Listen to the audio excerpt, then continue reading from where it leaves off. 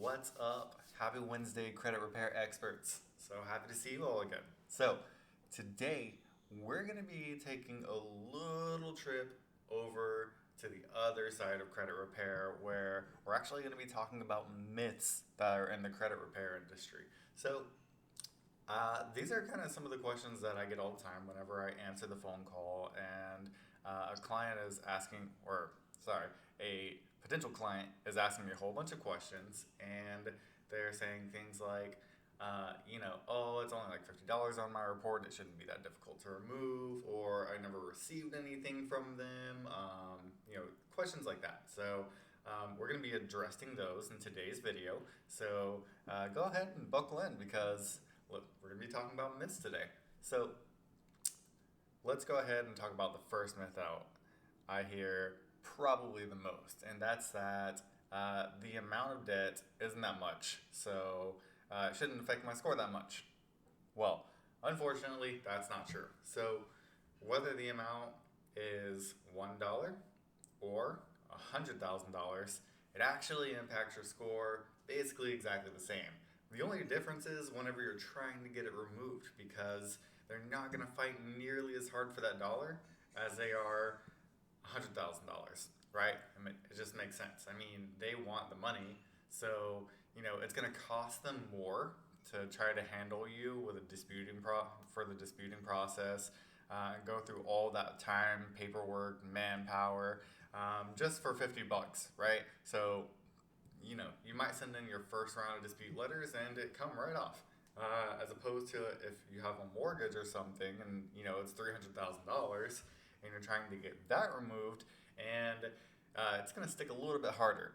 But in terms of just your score, it's not really going to make that big of a difference. So the second myth that I hear all the time is I didn't get the bill, right? Unfortunately, this one really also doesn't matter because in the law, which all this goes by laws, right? So in the law, silence is acquiescence, meaning that unless you dispute something, right? Unless you respond to it, then it's still going to go on your credit report. So if you have, say, moved somewhere and the mail just didn't get forwarded or anything like that, and you pull a credit check on yourself, 9 times out of 10, that item is going to be on your credit report. And the reason is because they assume that you received it and you just didn't do anything about it, right? So if you receive something in the mail, or even if you don't, and just don't be surprised if you signed something, put your social security number on it, and you don't pay it, that it ends up on your credit report. So the next question, let's see. I paid accounts automatically, but they're not disappearing from my credit report. Okay, yeah, that's fair, right? You would think that if you pay something, right, like you owe a debt, it's gone into collections, and you start paying on it, or even if you pay it off, that it's gonna get removed from your credit report, right? Well, unfortunately, that's not the case. You really have to get something in writing that states that if you're going to pay this debt, that they have to remove it from your credit report. And they're going to fight you on this because it's actually a lot of work for them. So that method specifically is called paid to delete.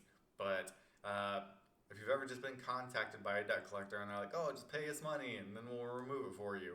But they don't specifically mention that it's a pay to delete method, then it's not likely that it's going to leave your report. Even if it's at a zero balance, it's still going to affect your report negatively, okay? So, yeah, paid accounts or making payments on accounts is not going to remove those negative items from your credit report. Divorces. Let's see, got a divorce from a judge. They shouldn't be on my credit report anymore. All right. Well, so this is kind of one of those weird things. So if you're married and your spouse has something negative on their report, especially like if you say you bought a house or a car together, right? and for whatever reason it got repossessed or it went into default for any reason whatsoever, and then it went over to collections, then it's still going to be on your credit report. Something that a lot of people don't realize is that whenever you get married, everything actually becomes interconnected. It's a commercial contract.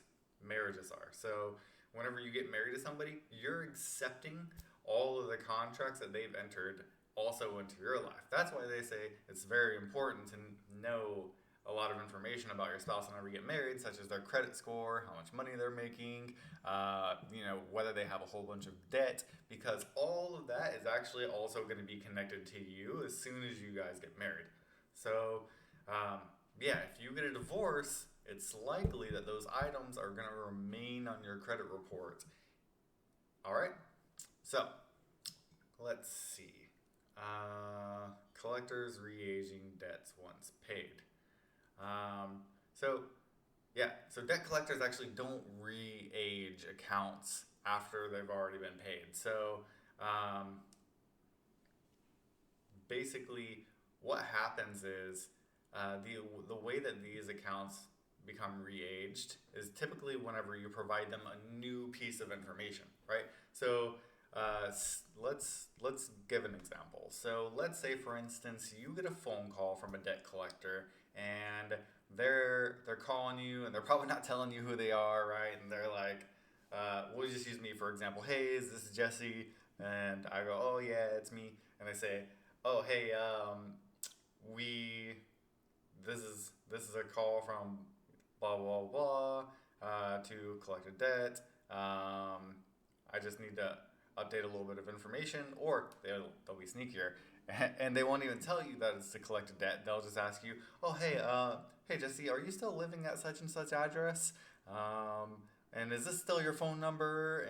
And are you still working at this place?" And they're fishing for information, right? And the reason they're doing this is because if you give them any information that they don't already have, then they get to put that new information on the account, and then it re-ages it, meaning that they can just update it, right? So the reason they want to re-age it is so that they can continue to A, try to collect on it, or B, they can sell it to somebody else so that they're not stuck with a liability. So what happens is, it depends on your state, but after 6 to 7 years, typically, items will start to drop off of your credit report.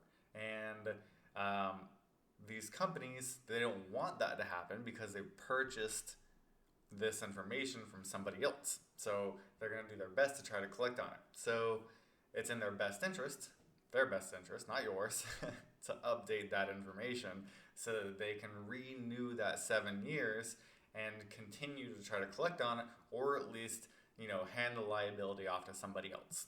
So, those are kind of the biggest 5 things that are I suppose, the biggest myths whenever it comes to credit. So if you guys have any questions at all about anything that we've talked about today, then go ahead and feel free to send me a message. You guys can leave a comment if you guys want to continue this discussion in the chat. We always try to be proactive in the chat and respond to you guys as quickly as possible. So anyways, it was awesome talking to you guys. I know today was a pretty short video, so don't even know where I was going with that. But anyways, hope you guys have an awesome day. It's always a pleasure speaking with y'all, and take care.